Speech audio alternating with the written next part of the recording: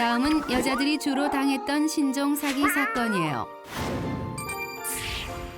먼저 딸 핸드폰 번호로 납치했다고 전화하는 사기 사건이에요. 대구에 사는 59세 김모 씨가 집에서 큰딸이랑 TV를 보고 있었어요. 그때 김모 씨에게 둘째 딸의 전화번호로 전화가 왔어요. 성인님? 그런데 웬 남자가 지금 딸을 납치하고 있으니 누구세요? 불러주는 계좌에 당장 3천만 원을 보내라며 3천만 원이요? 허튼 짓을 하면 딸에게 해코지를 할 것이라 협박했대요. 이런 사기가 많다는 소문은 들었지만 걸려온 전화번호가 둘째 딸의 전화번호라 의심할 수가 없었대요. 겁에 질린 김모 씨는 3천만 원을 당장 입금하려고 했지만 똑똑이 큰딸은 돈을 보내기 전 경찰에 신고하자 했대요. 신고를 하고 잠시 후 다시 둘째 딸 번호로 전화가 왔대요. 긴장한 김모 씨가 떨리는 마음으로 전화를 받았는데 여보세요? 엄마. 둘째 딸은 해맑은 목소리로 지금 경찰에게 연락받았는데 자기는 멀쩡히 도서관에 있다고 말했대요. 알고 보니 발신자 번호를 조작할 수 있는 특수 단말기를 이용해 믿게 만든 후 납치범인 척 돈을 뜯어내는 신종 사기였던 것이에요. 여러분, 가족의 전화번호로 납치했다는 전화를 받거나 다쳤으니 당장 돈을 보내달라는 전화를 받더라도 속지 마시고 일단 경찰에 신고하거나 본인에게 전화해 확인해 보세요. 다음은 민항계로 여자를 유혹해 돈을 뜯어내는 사기 사건이에요. 인천에 살고 있는 27세 최모 양은 나이트클럽에서 부킹한 꽃미남 김모 군과 2차로 와인바에 갔어요. 그러자 꽃미남이 70만 원이 넘는 양주 세트를 시켰어요. 여자는 잘생긴 데다 돈도 많은 꽃미남에게 더 뿅 갔어요. 그런데 술을 한참 마시던 중 갑자기 꽃미남이 주차를 다시 해야 한다며 나갔대요. 잠시만요. 최 모양은 아무 의심 없이 꽃미남을 기다렸지만 1시간이 지나도 2시간이 지나도 꽃미남은 돌아오지 않았어요. 술집 주인은 지금 당장 술값을 계산하지 않으면 경찰에 신고하겠다고 협박했고 여자는 어쩔 수 없이 70만 원이 넘는 술값을 계산하고 나왔대요. 알고 보니 술집 주인이 꽃미남들을 고용해 여자들을 유혹해 바가지를 씌우는 신종 사기 사건이었어요. 여성 여러분, 남자가 잘생겼다고 쉽게 넘어가지 마세요. 남자 얼굴값 톡톡히 치르는 수가 있어요. 다음은 전세 사기 사건이에요. 천안에 사는 31세 싱글녀 황모 양은 생활정보지를 보며 전셋집을 찾고 있었어요. 그러던 중 여자는 시세보다 훨씬 싼 가격의 전셋집을 발견했어요. 여자는 집주인에게 전화해서 바로 집을 보러 갔어요. 와 진짜 깨끗하다.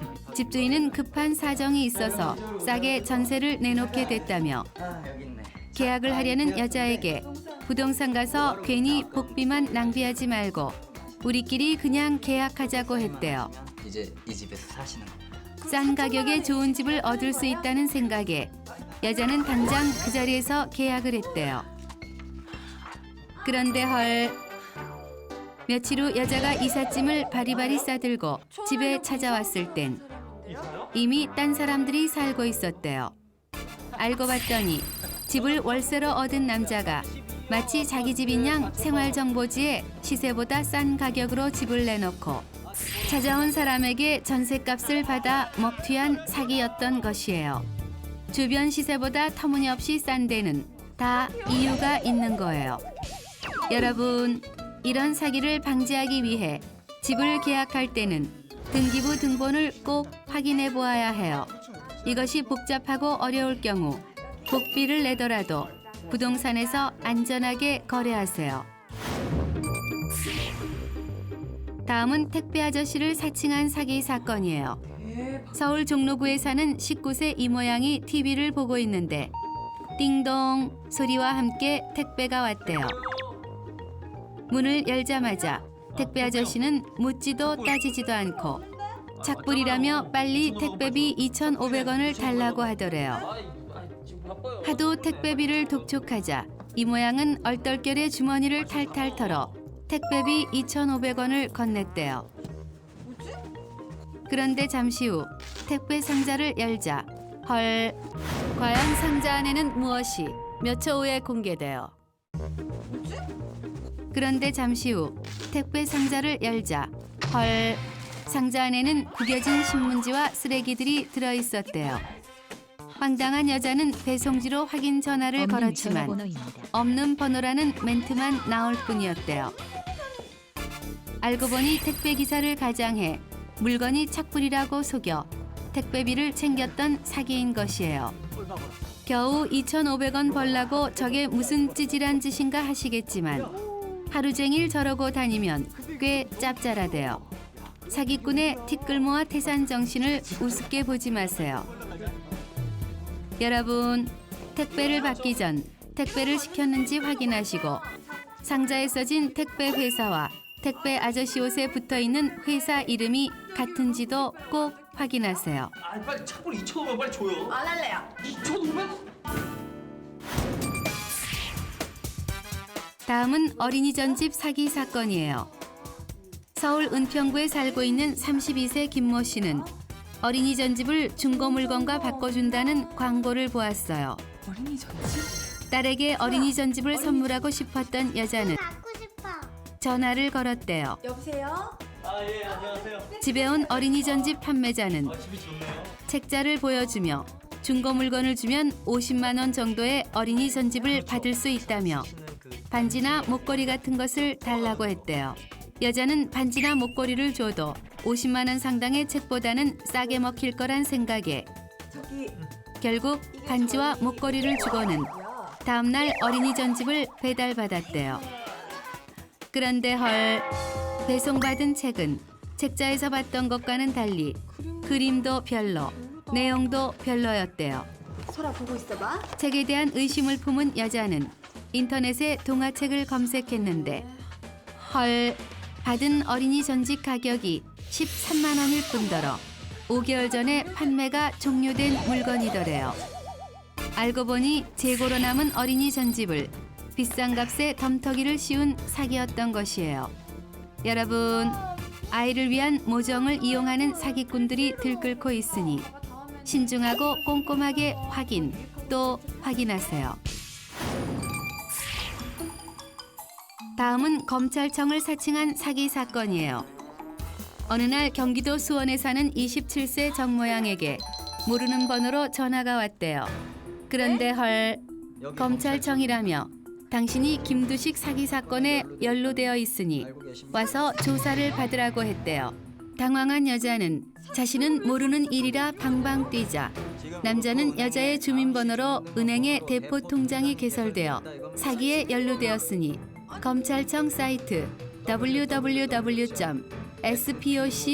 www.spoc@net에 들어가 신고하라고 했대요. 잠시만요. 여자는 남자가 불러준 검찰청 사이트에 접속했고 남자의 설명대로 다 작성을 했는데 헐, 신고 서식에 은행명과 계좌번호, 통장 비밀번호, 이체 비밀번호까지 입력하는 난이 있더래요. 이상한 낌새를 느낀 여자는 직접 검찰청에 전화를 걸어 확인해 보았대요. 그런데 헐, 알고 보니 검찰청을 사칭한 보이스 피싱이었어요.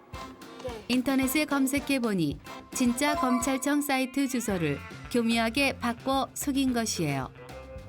여러분, 검찰청을 비롯한 공기업에서는 절대 전화로 개인의 정보를 묻지 않으니 절대 자신의 개인 정보를 말씀하시면 안 돼요. 다음은 펜팔로 접근해서 돈을 뜯어내는 사기건이에요. 경기도 의정부에 살고 있는 29세 박모양은 영어 공부에 도움을 받기 위해 국제 펜팔 사이트에 가입했대요. 그곳에서 사귀게 된 외국인 줄리안과 Hello my friend 라는 우정의 메일을 주고받으며 영어 공부를 했대요.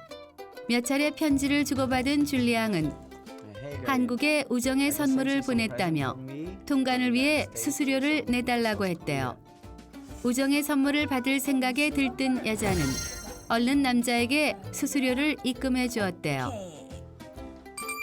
여자는 두근두근 콩닥콩닥 선물을 기다렸지만 헐, 줄리앙이 보낸 선물도 오지 않았고 더 이상 줄리앙에게 이메일도 오지 않았대요. 언니, 저거 봐. 알고 보니 선물은 보내지도 않고 수수료를 보내달라고 속여 돈을 뜯어낸 사기 사건이었던 거예요. 여러분, 이런 펜팔에 속은 피해 사례는 올해 금융감독원이 파악한 것만 110건에 피해액도 어마어마하다고 해요. 외국인 친구가 돈을 요구할 때는 꼭 확실히 확인해 보세요.